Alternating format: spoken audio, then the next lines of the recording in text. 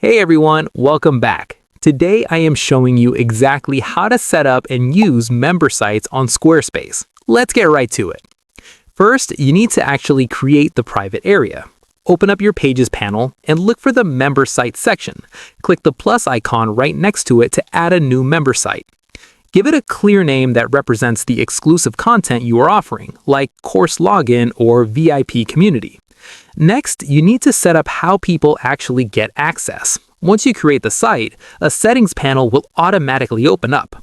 Click on Pricing Plans. Here you can choose exactly how you want to charge your members. You can set it as a completely free access area, charge a one-time flat fee, or set up a recurring monthly subscription. Then it's time to add your exclusive content. Any page you create or drag underneath this new member site folder in your Pages panel will automatically be locked behind a paywall asking for you to sign up or log in. Finally, you can customize that exact paywall screen. In your member site settings, click on Paywall to change the design and text so it perfectly matches your brand and convinces visitors to join. Hit save and your private community is officially ready for members. If this quick guide helped you out today, please give the video a thumbs up and subscribe for more tech tutorials. See you in the next one.